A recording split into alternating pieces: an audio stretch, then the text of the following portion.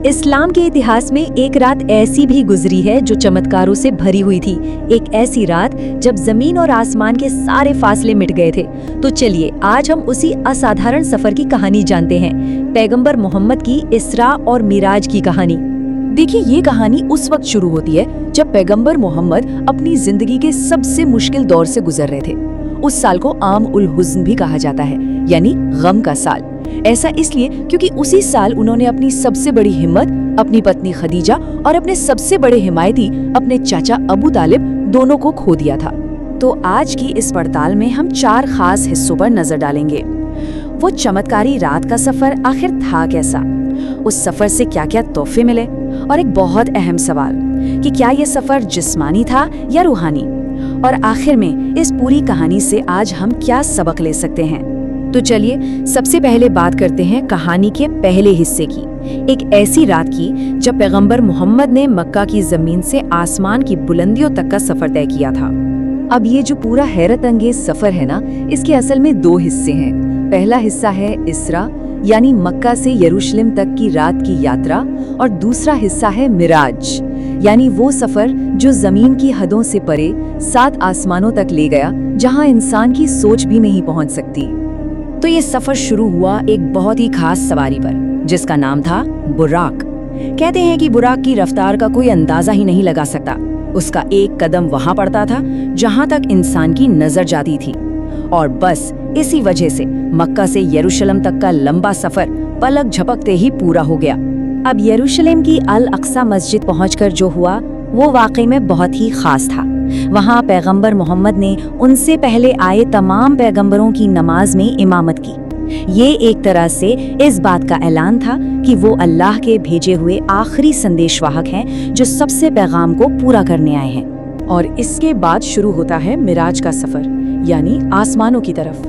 हर आसमान पर उनकी मुलाकात एक पैगंबर से हुई। पहले आसमान पर पैगंबर आदम से, दूसरे पर ईसा और यहया से, और इसी तरह 7वें आसमान पर पैगंबर इब्राहिम से। ये मुलाकातें इस बात की निशानी थी कि अल्लाह का पैगाम हमेशा से एक ही रहा है, जो अलग अलग दौर में इंसानों तक पहुंचता रहा। लेकिन ये सफर सिर्फ एक जगह से दूसरी जगह जाना नहीं था। इस सफर से पूरी उम्मत के लिए कुछ बहुत ही कीमती तोहफे भी मिले। देखते हैं वो क्या थे। तो सबसे पहला जो हुक्म मिला वो था दिन में 50 नमाजों का। जी हाँ, 50 बार नमाज। लेकिन फिर वापसी में जब पैगंबर मूसा से मुलाकात हुई तो उन्होंने सलाह दी कि अल्लाह से इसमें कमी करने की गुजारिश करें।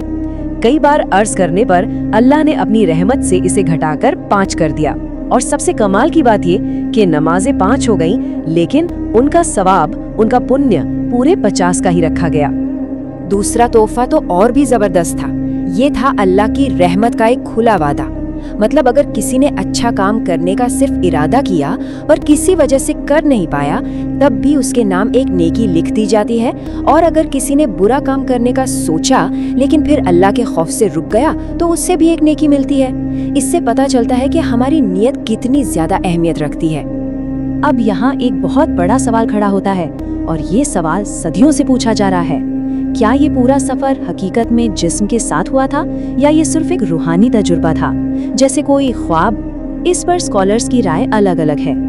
यानी सवाल ये है कि क्या ये एक जिस्मानी सफर था या फिर एक रूहानी तजुर्बा? मतलब क्या पैगंबर मोहम्मद का जिस्म भी साथ गया था, या ये सिर्फ रूह का एक सफर था, एक तरह का डिवाइन विजन? तो देखिए, इस पर ना मोटे तौर पर 2 तरह की राय है। कुछ स्कॉलर्स का ये मानना है कि ये एक रूहानी सफर था, एक ख्वाब या विजन जैसा। लेकिन ज्यादातर सुन्नी स्कॉलर्स का मानना है कि ये सफर जिस्म और रूह दोनों के साथ हकीकत में हुआ था।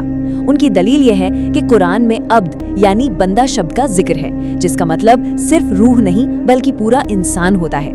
और फिर बुराक जैसी सवारी का होना भी तो इसी तरफ इशारा करता है कि ये एक असल जिस्मानी सफर था। तो ये कहानी तो हो गई, लेकिन सवाल ये है कि आज के दौर में हमारी जिंदगी के लिए इस कहानी के क्या मायने हैं, इससे हम क्या सीख सकते हैं। देखें तो इस कहानी से बहुत गहरे सबक मिलते हैं। पहला तो ये कि मुश्किल से मुश्किल वक्त में भी उम्मीद की एक किरण होती है। जैसे गम के साल के बाद ये तोहफा मिला, ये हमें गैब पर यानी अनदेखे पर यकीन करना सिखाती है। ये हमें बताती है कि नमाज सिर्फ एक इबादत नहीं बल्कि अल्लाह से जुड़ने का एक सीधा रास्ता है। और ये हमें सब्र करना सिखाती है और याद दिलाती है कि अल्लाह की रहमत की कोई हद नहीं है। और आखिर में एक बहुत ही गहरी बात पर सोचते हुए इसे खत्म करते हैं, जो हमारी आंखें देखती हैं वो धोखा हो सकता है, लेकिन जो अल्लाह का वादा है वही असली और हमेशा रहने वाला सच है।